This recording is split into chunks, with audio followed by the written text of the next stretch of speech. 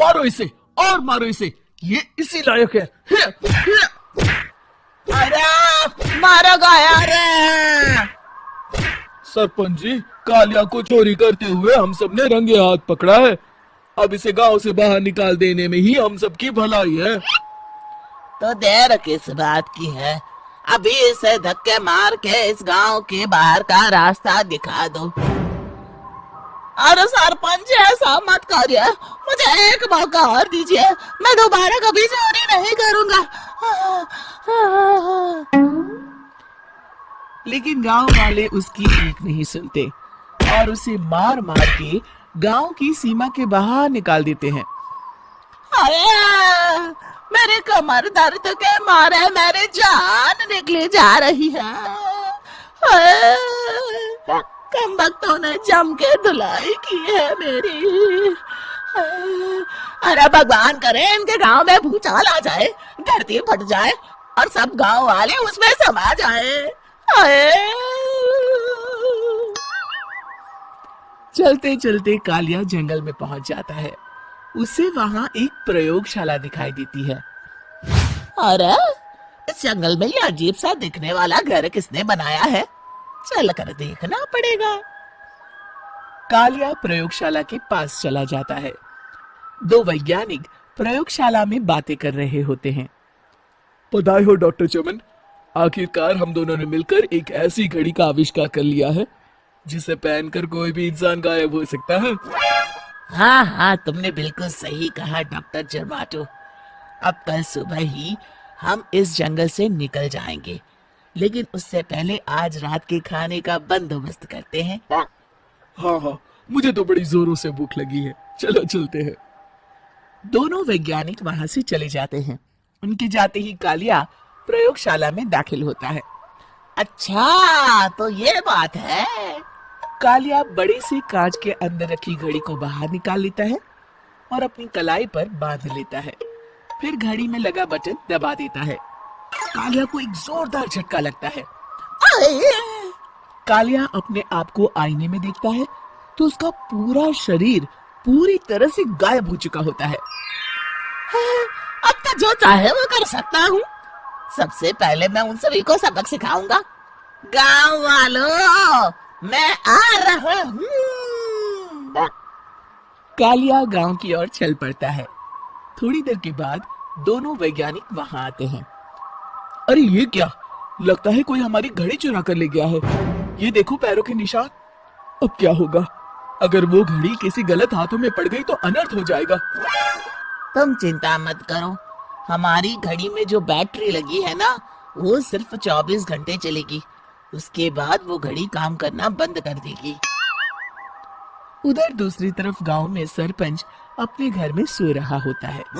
तभी एक आहट से उसकी नींद खुल जाती है। अरे कौन है, कौन है वहाँ?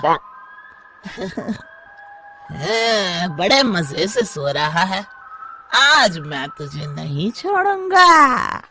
कालिया पास में पड़ा डंडा उठाकर सरपंच की पिटाई शुरू कर देता है। ये ले, ये और ये ले, इसी लायक है, ले। अब मर गए। अरे अरे ये क्या हो रहा है? अरे अरे कोई बचाओ मुझे, मेरे घर में भूत आ गया है। सही कहा, मैं भूत तो हूँ, ये ले। अरे भूत जी, मैंने आपका क्या बिगाड़ा है, मुझे छोड़ दीजिए। आपको क्या चाहिए? तेरे घर में जितना भी पैसा है ना, मुझे ला कर दे दे, तब मैं तुझे छोड़ दूंगा और यहाँ से चला जाऊंगा। सरपंच अपनी तिजोरी से पैसे निकालकर एक बड़े कपड़े में बांधकर जमीन पर रख देता है और कालिया वो सारा पैसा लेकर वहां से चला जाता है। दूसरी तरफ जमींदार गांव के चौराहे पर खड़ा कुछ लोगों से बात कर रहा होता है। इस कमीने जमींदार ने भी मुझे बहुत पीटा था, इससे भी बदला लेना तो बनता है। हाँ? जमींदार अचानक अपने आप को चांटे मारने लगता है।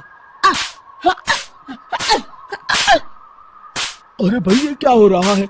जमींदार साहब अब ठीक तो है ना? अरे मुझे नहीं पता भाई।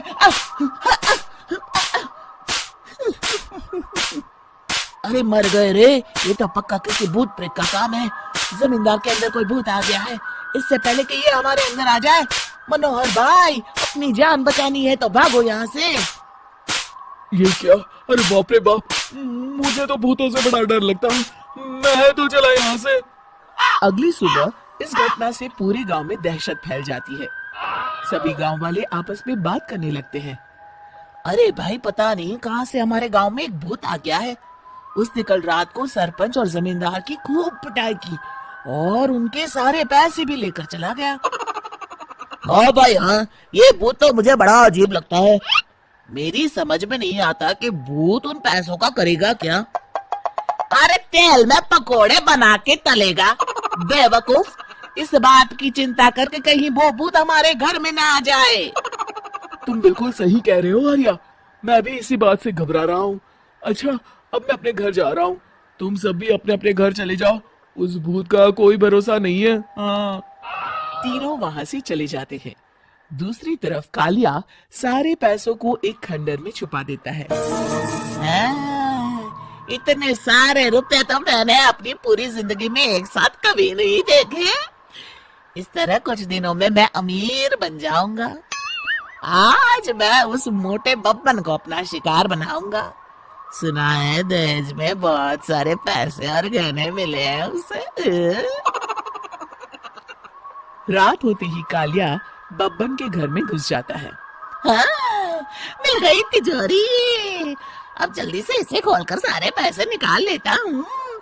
अरे खुल जा खुल जा। खुल गई। कालिया पैसे थैली में भर ही रहा था कि तभी बब्बन उसके बगल में आकर खड़ा हो जाता है। भाई क्या कर रहा है हाँ? अरे हट। अरे तेरी इतनी हिम्मत, नहीं तेरे सामने खड़ा हूँ और तू फिर भी मेरी तिजोरी से पैसे चुरा रहा है। अरे मैं तो गायब हूँ, तू मुझे कैसे देख रहा है? कालिया अपनी घड़ी को देखता है। अरे इसे क्या हो गया है? हाय, लगता है बैटरी खत्म हो गई। अच्छा, तो आज मैं तेरी बैटरी अच्छे से चार्ज कर देता हूँ। अरे भाग्यवान, जरा मेरा डंडा तो लाना। ये मोटा मुझे नहीं छोड़ेगा। अरे भागो। कालिया भागकर घर के बाहर जाता है। बाहर सभी गांव वाले हाथ में डंडा लिए खड़े होते हैं। अच्छा, तो तू वो भूत है? मुझे माफ कर दीजिए सरपंच जी, मैं आपके और जमींदार जी के सारे पैसे लौटा दूंगा और आज ही हमेशा के लिए ये गांव छोड़कर चला जाऊंगा। शिक्षा, बुराई ज्यादा दिन की मेहमान नहीं होती, एक दिन उसका अंत हो ही जाता है।